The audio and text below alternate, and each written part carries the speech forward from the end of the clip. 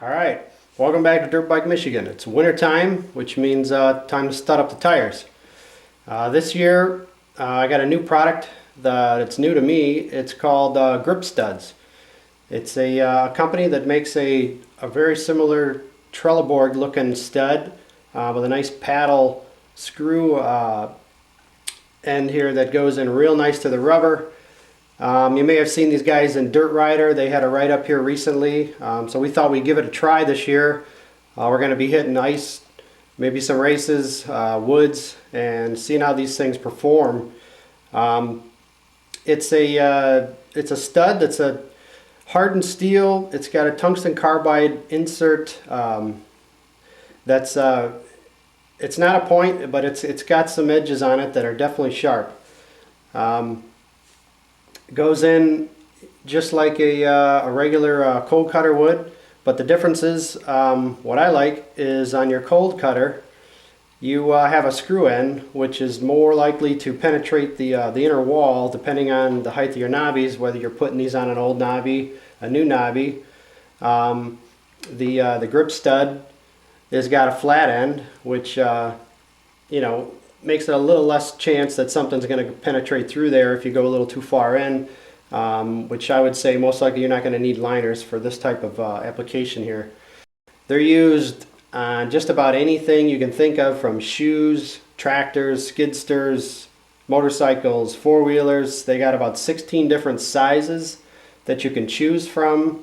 They all go in with a little installation tool that's cheap enough to buy when you order the pack. The difference with a cold cutter is that you don't go multiple pieces into each knobby. Most likely you're going to just go one per knobby, depending on how many you buy. You can buy packages of 100, 150. Depending on your tread pattern, you can calculate how many you're going to need, how many you want to go, if you want to put one in every single knobby for maximum traction. But we're going to go ahead and mount some of these in here, show you how they go in, and then we'll be doing some more videos this year on how they perform out on the ice, in the woods, and give you our report. Alright, we're going to go ahead and mount one of these in. Like I mentioned before, you can buy the tool that goes with the stud.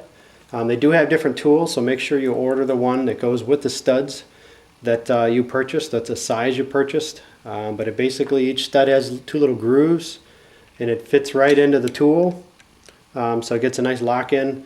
The end of the grip stud is like a flat end, so you want to make sure that you're pushing pretty decent pressure, a nice straight force, so it doesn't walk around on you, and get it in.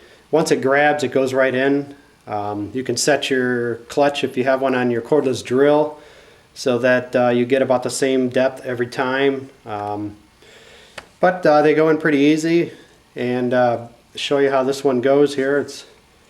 You just kind of line them up into the stud, and you just put a nice little bit of force on it, and they go right in. And that's all there is to it. I'm going to mount these up in a varying pattern. I'm going to put about 150 in the front tire, rear tire, and once we get these mounted up, I'll show you what they look like, and then it's time to ride. Alright, I got my grip studs mounted up here. I went with a pretty varying pattern. There's really no exact mathematical rhyme or reason to it, but it's fairly close based on the amount of studs I had versus how many actual knobbies I had.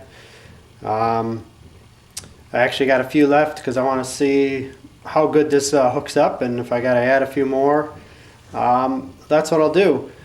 But this is what it looks like, and I can tell you it didn't take very long at all. They go in real easy. If you have to take them out, you can take them out and you can put them right back in with that nice big paddle type screw. They go in real good, and they really grab the rubber. This is, as I said, not a real hard compound. It's kind of an intermediate. And I put some in an old tire I had here just to see how they go in. They go in just as good.